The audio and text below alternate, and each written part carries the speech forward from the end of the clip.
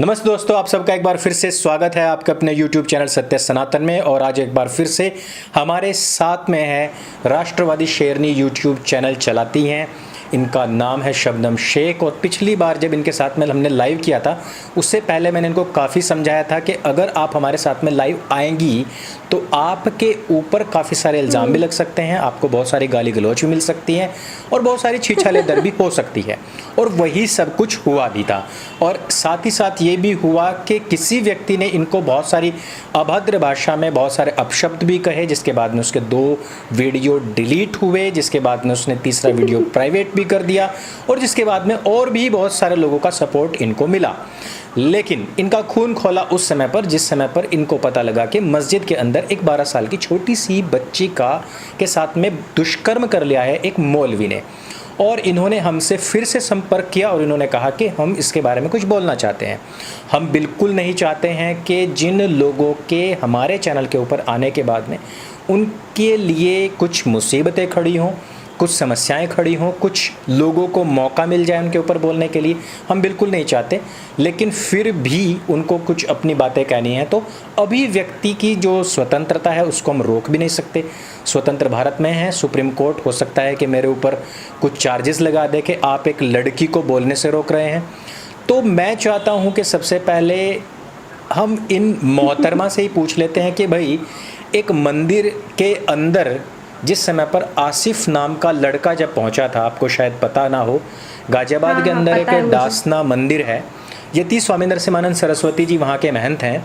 उस समय पर वो वहाँ पर नहीं थे। आसिफ नाम का लड़का एक मिल गया था वहाँ पर, उसकी पिटाई हुई थी और उस लड़के ने कहा था कि मैं पानी पीने के लिए गया था।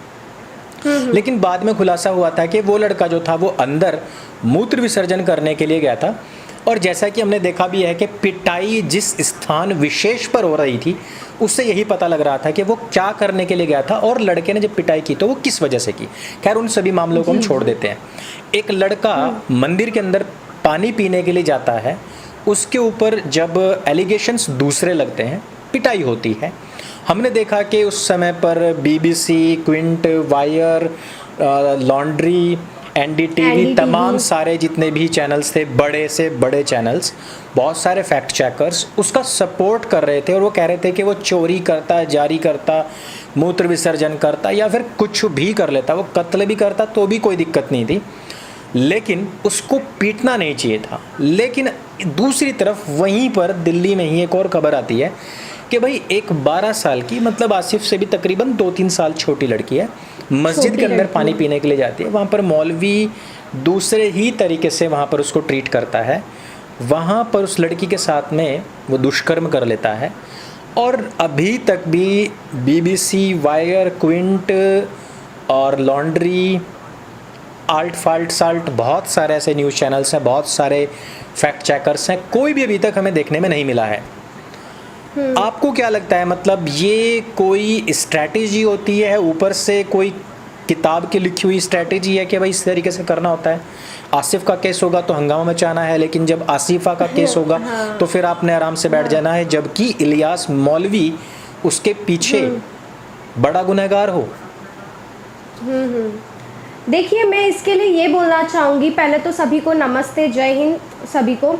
देखिए, मैं इस मामले में ये बोलना चाहूँगी, दासना मंदिर के अंदर एक चोर की पिटाई होती है तो सारे विपक्ष एक होकर के महीनों महीनों ट्रेंड चलाते हैं। पहली बात तो कि अरे वो तो पानी पीने गया था, उसको बहुत मारा गया, वो तो एक मासूम बच्चा था, उसके लिए फंड जमा किया गया, वो गरीब है, ठीक है, इस कदर मतलब ये सब दिखाया गया। पर दूसरी जगह यहाँ पर एक लड़की है जिसके साथ गलत कार्य हुआ है, जो हकीकत में पानी लेने गई थी। दासना मंदिर में जो गया था आसिफ नाम का लड़का, वो तो गलत काम करने गया था ना। आपने जैसे कहा वो पेशाब करने गया था वहाँ पर, ठीक है, पानी से उसका कोई लेना देना नहीं था। पहले भी छोटे छोटे बच्चों ने, मैं आपको बता दूं, पहले भी वहाँ पे छोटे छोटे बच्चों ने ही, जो एक वहाँ भारतीय जनता पार्टी के एक नेता थे त्यागी जी, उनके हत्या के पीछे भी छोटे छोटे बच्चों का ही हाथ था।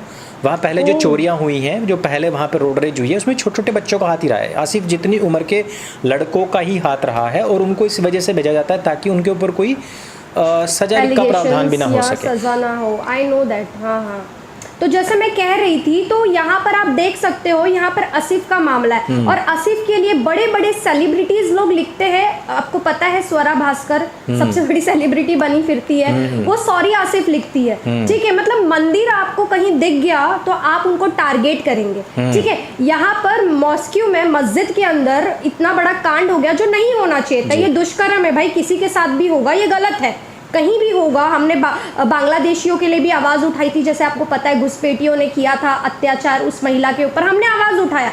ऐसा नहीं है कि हम किसी को टारगेट कर रहे हैं, बट मस्जिद में होता है तो सब खामोश क्यों हो जाते हैं लोग। यहाँ तक कि जब मंदिर के अंदर कुछ कांड होता है, कुछ करते हैं कोई, तो यहाँ तक कि लोग अपने आप को सेलिब्रिटीज ये कहते हैं कि मुझे अपने आप पर शर्म आती है कि मैं एक भारतीय हूँ, ये तक कह देते हैं। तो यहाँ पर खामोशी क्यों मतलब बरकरार रखी हुई है? क्या इनको एजेंडा सूट नहीं कर रहा है? क्या इनकी ऑडियंस भाग जाएगी? मुझे समझ में नहीं आता। एक लड़की के साथ इतना घटिया काम हुआ है जो कि माइनर लड़की है, उनके लिए कोई आवाज़ नहीं उठा रहा है, क्यों? क्योंकि यहाँ पर इनका एजेंडा सूट नहीं कर रहा है। यहाँ पर मौलवी है। और पहली बात तो ये है कि ये लोग कहते हैं हम पेपर नहीं दिखाएंगे, पेपर नहीं दिखाएंगे, ये इन्हीं का नतीजा। मैं आपको एग्जाम्पल के तौर पे बताना चाहूँगी, हर वक्त इनके दिमाग में पेपर नहीं दिखाएंगे यही चलता है। ये मौलवी का इन्होंने डिग्री नहीं चेक किया, पेपर नहीं चेक किया, दाढ़ी है, टोपी है, कुर्ता है, पैजामा पहन लिया, अजान दे रहा है तो इनको लगता है मौलवी है। ये पजामा छोटे भाई का पजामा बड़े भाई का कुर्ता, छोटे भाई का पैजामा, सही कहा, वो पहन लेते तो इनको ये लगता है कि अरे ये तो मौलवी है। दो मीठी बातें कर ली, अस्सलाम वालेकुम, ये वो फलाना ढिमका कर लिया, तो इनको लगता है ये हाँ, इनको लगता है ये मौलाना है। अरे थोड़ा तो भी दिमाग लगाना चाहिए ना। अब इसमें ये भी सुनने में आ रहा है कि सब लोग कह रहे हैं ये बीजेपी आरएसएस की साजिश है। मतलब मुझे ये लगता है सर जी कि इनके पैदा होने में भी ना बीजेपी और आरएसएस की ही साजिश है। बिल्कुल। मुझे कहीं ना कहीं मुझे ऐसा फील होता है कि कहीं अपनी मम्मा से ना पूछ लीजिए कि ये चीज है क्या, मैं इनके वजह से तो नहीं आया दुनिया में। हाँ बिल्कुल बिल्कुल बिल्कुल हो सकता है। हर चीज में मोदी जी को लाना है, ठीक है। तो मतलब यही कभी ना कभी फील हो जाता है। मैं बोल देती हूँ, ऐसे मैं खुल्लम खुल्ला बात करती हूँ, आपको भी पता है। तो मौलवी पे आवाज़ क्यों नहीं उठाया जा रहा है? राइट विंगर्स ने आवाज़ उठाई कि इस लड़की को न्याय मिलना चाहिए। किसी भी शांति दूत ने आवाज़ नहीं उठाई इस लड़की के लिए। कहाँ मुंह छिपा करके बैठ गए, इसलिए आवाज़ नहीं उठाया जा रहा है क्योंकि मौलवी ने गलत दुष्कर्म किया है उस लड़की के साथ। कल का तुम्हारे घर की महिला के साथ करेंगे वो, तो तब भी ये चुप रहेंगे, बोलेंगे अरे यार मौलवी है, नाम खराब हो जाएगा, इसी कारण। तो एज बीइंग अ गर्ल, जब आप एक लड़की हैं, आप खुद इन सब चीज़ों को अपने आसपास में देखती होंगी, आपको कैसा महसूस होता है कि जब कोई लड़की इस तरीके के साथ, उसके साथ में इस तरीके की चीज़ें होती हैं? जैसे कि हमने देखा था कश्मीर का मुद्दा भी बहुत उठाया गया था, आसिफा के केस में अभी तक भी कोई भी स्पष्ट नहीं हो पाया है चीज़ें। जो लड़का मुजफ्फरनगर में उस टाइम पे एग्ज़ाम दे रहा है और सीसीटीवी फुटेज है उसकी एटीएम से पैसे निकालने की, उसको भी उसमें घसीट किया गया था।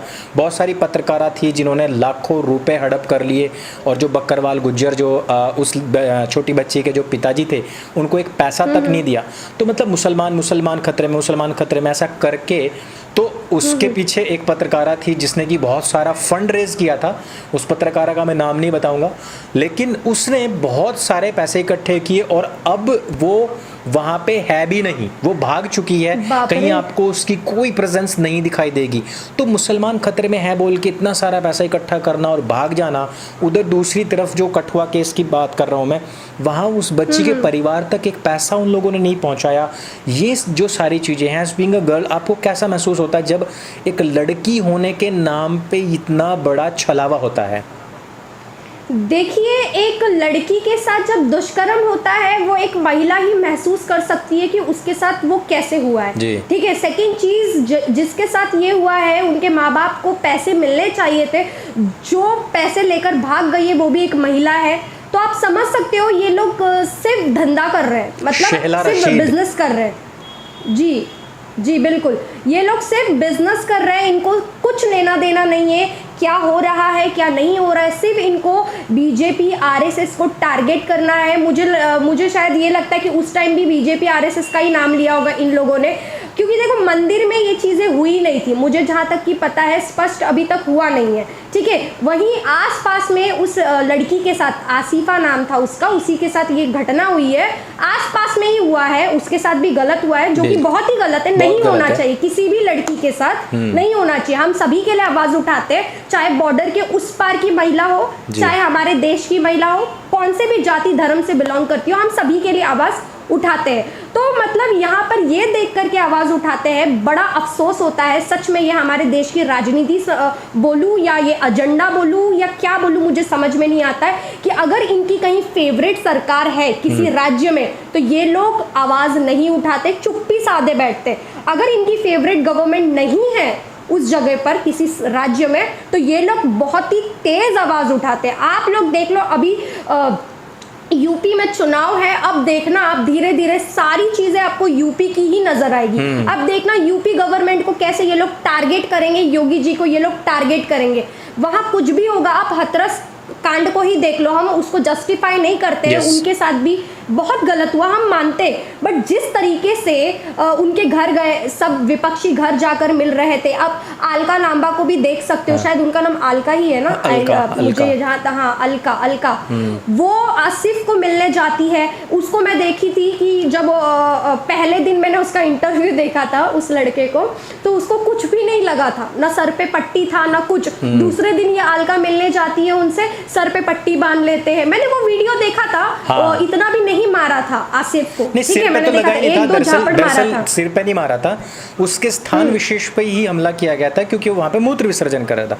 सिर पे कोई चोट थी ही नहीं। जिस टाइम पे वहां अलका लांबा पहुंची, उसने पहले अपनी जो मेकअप टीम थी वो साथ लेके आई थी, उसने कहा कि इसको अच्छे से पट्टियां वट्टियां करो। पट्टियां वट्टियां करने के बाद में उसको अपने साथ बिठाया था।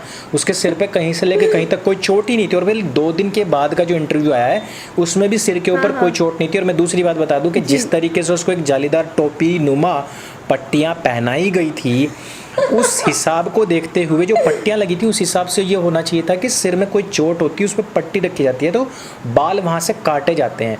बाल काटने के बाद में वहाँ पे फिर दवाई लगा के फिर वहाँ रुई लगाई जाती है, कॉटन लगाया जाता है, फिर उसके बाद में पट्टी बनती है। लेकिन जब 2-3 दिन के बाद में उसका इंटरव्यू हुआ दोबारा, सिर पे पट्टियां नहीं थी और ना ही सिर पे से कहीं से भी बाल उसके कटे हुए थे, कोई भी, मतलब एक छोटी सी जगह से जहाँ कहीं से भी उसके कोई बाल कटे हुए नहीं थे। तो ये तो एक नौटंकी है, ड्रामा है। हमने देख लिया ऑलरेडी फिलिस्तीनियों को, ये किस तरीके से फिलिस्तीनी खुद अपने बच्चों के ऊपर मेकअप से दिखाने की कोशिश कर रहे हैं कि हमारे लोगों को इस बुरी तरीके से मारा गया है। उसको एक तरीके से फिल्मांकन उसका पूरा का पूरा किया गया और बताया जाता है। मैंने पहले ही बताया आपको कि जिस प्रकार से कठुआ में भी मुसलमान खतरे में बोल करके बहुत सारी फंड रेजिंग हुई है। इसी तरीके से गाजापट्टी में बैठा हुआ हमास आतंकवादी संगठन भी इस तरीके की ही फंड रेजिंग करता है। भारतवर्ष में भी लगातार इसी नाम पे ही फंड रेज होते हैं और फिर कोई भी शैला रशीद आकर के उसको डकार के भाग जाती है। जिस तरीके से 2002 के गुजरात के दंगों के बाद में भी इसी तरीके से कुछ रिपोर्टर्स थे जिन्होंने कि बहुत सारा पैसा इकट्ठा किया था और आज उनके करोड़ों रुपए की एफडी चल रही है, उनके करोड़ों रुपए के बंगले हैं, उनके यॉट्स हैं, बहुत अय्याशी वो लोग कर रहे हैं।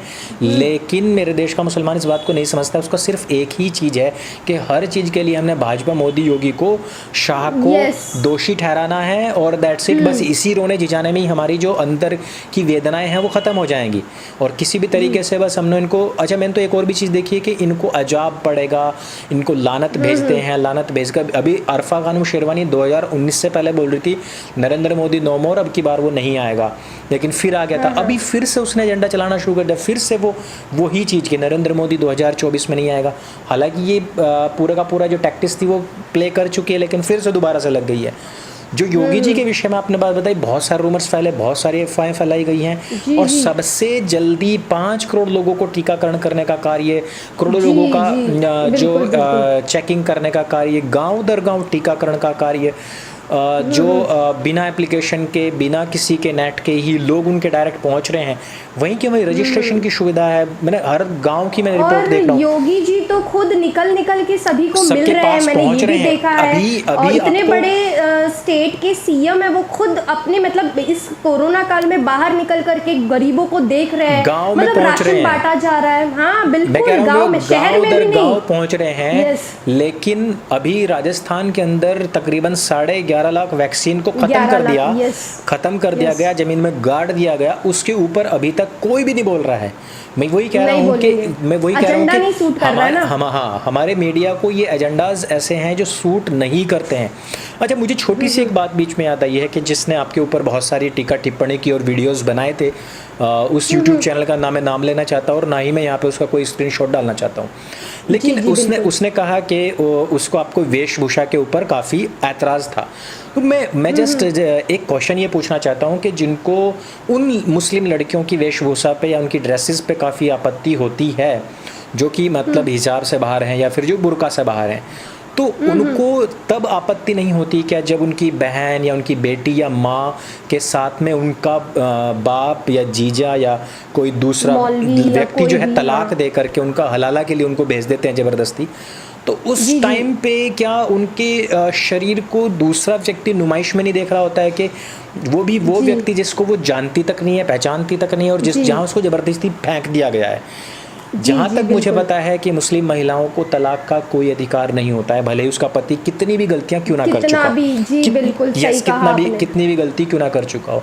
एक लड़की है जिसको नहीं पता है कि अभी अगले सेकंड ही उसको 3 तलाक बोल दिया जाएगा और उसको उठा के किसी और के पास में फेंक दिया जा सकता है, फेंक दिया जाएगा। तो अब वहाँ पे क्या शरीरों की नुमाइश नहीं होती है? वही मैं कह रहा था कि इनका एजेंडा जहाँ पे सूट करता है वहाँ पे मतलब हिपोक्रेट बहुत है ये लोग, डबल स्टैंडर्ड की हद से बाहर हो चुके हैं ये। और जैसे मतलब अब मैं इस पे कुछ बोलना चाहूंगी, मेरा जो पॉइंट ऑफ व्यू रखना चाहूंगी मैं ये तलाक के रिलेटेड या कुछ ये, तो देखिए जैसे ये लोग मुझे ट्रोल कर रहे थे, मुझे ये कहते हैं ये लोग कि तुम इंस्टाग्राम पे रील्स वगैरह पे नॉर्मल कपड़े में वीडियो बनाती हो और यूट्यूब पे और तुम हिजाब लगाती हो, बुरखे में आती हो, तो ये लोग ही मुझे ट्रोल करते हैं। कितना हिपोक्रेट है मैं आपको बताना चाहूंगी सर जी।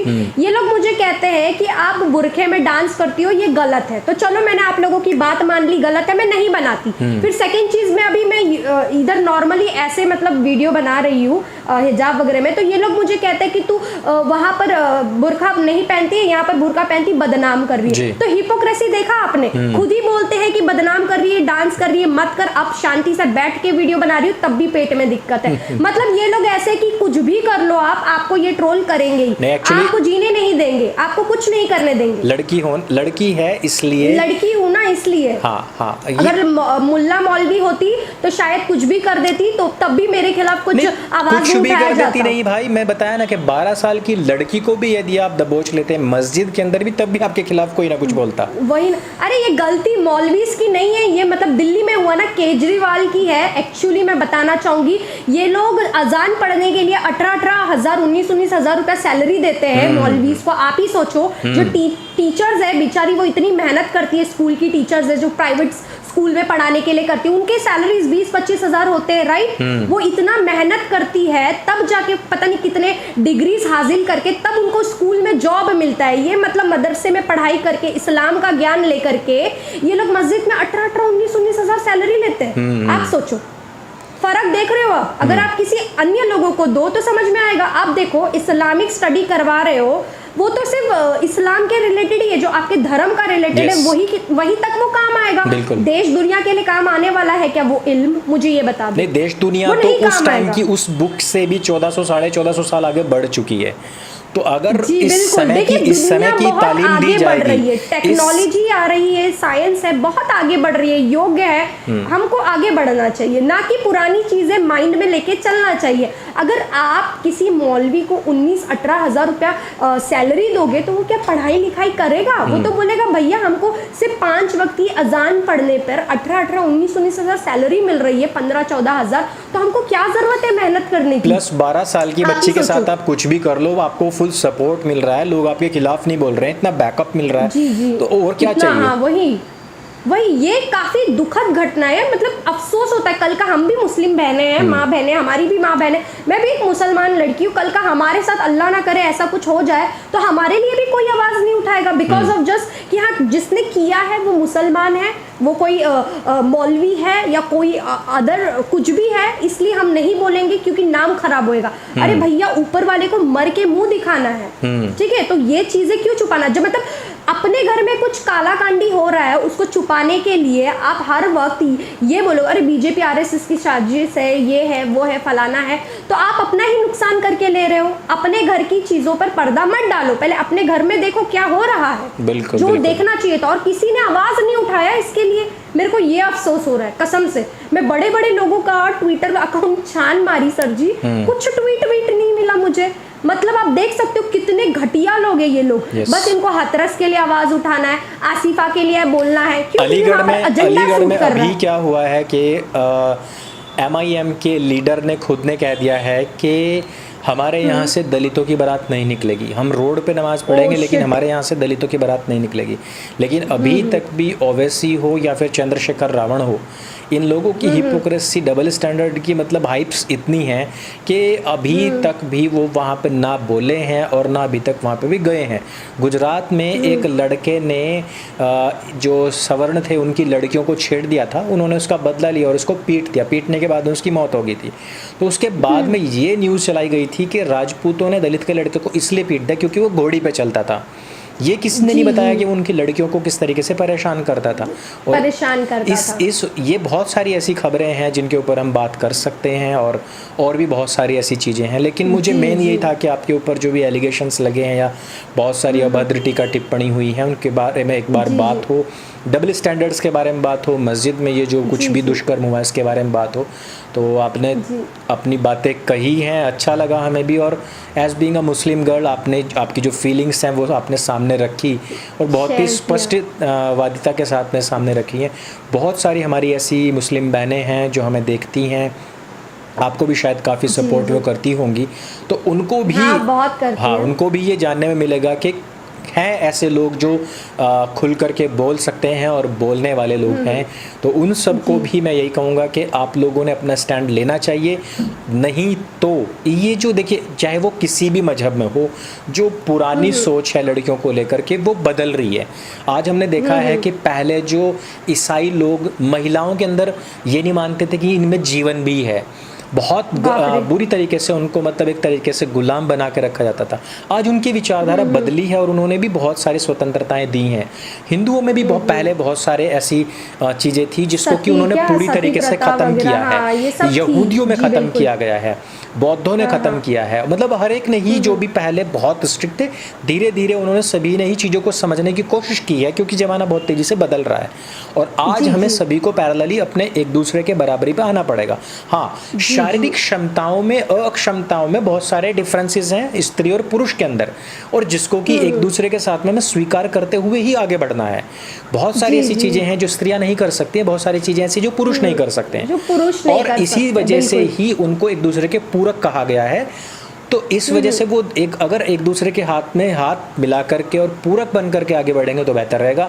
अगर हम एक को पूरी तरीके से हम सप्रेस करेंगे, गुलाम समझेंगे और उसको दबा के ही चलेंगे, और ये सोच करके क्योंकि ये 1500 साल पहले ये बात कही गई तो आज भी यही चीज़ रहेगी, तो वैसी सोच ना हो।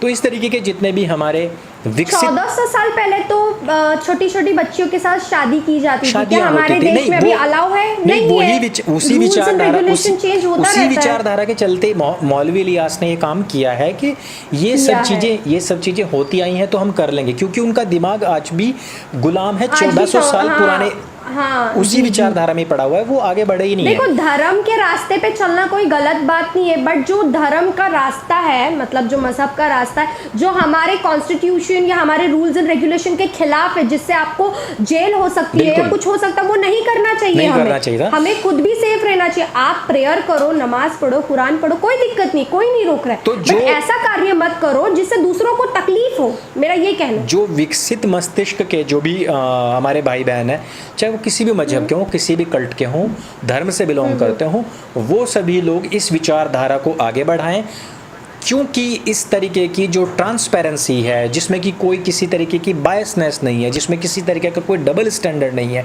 सभी के लिए एक तरीके की आवाज़ उठनी चाहिए। तो इस आवाज़ को आगे बढ़ाने का कार्य करें, क्योंकि इस आवाज़ को ना BBC आगे बढ़ा रहा है, ना लॉन्ड्री, ना क्विंट, ना वायर और ना लायर और ना साल्ट, ना फॉल्ट, कोई भी इस चीज़ को आगे नहीं बढ़ा रहा है। इसलिए मेरी सभी से विनती है कि जो भी लोग इस तरीके के डबल स्टैंडर्ड्स से परेशान हैं वो इस आवाज़ को, इस बात को सभी तक पहुंचाएं। तो आपने हमें ज्वाइन किया, आपका बहुत बहुत धन्यवाद। सभी हमारे मित्रों का भी बहुत बहुत धन्यवाद। मेरे संग बोले सत्य सनातन वैदिक धर्म की जय। जय हिंद, वंदे मातरम। जय हिंद सर जी, बहुत बहुत धन्यवाद। आपने हमें ये मौका दिया, ये दूसरी टाइम आपने हमें चैनल पे बुलाया, बहुत बहुत धन्यवाद। जय हिंद, जय भारत, जय हिंद की सेना।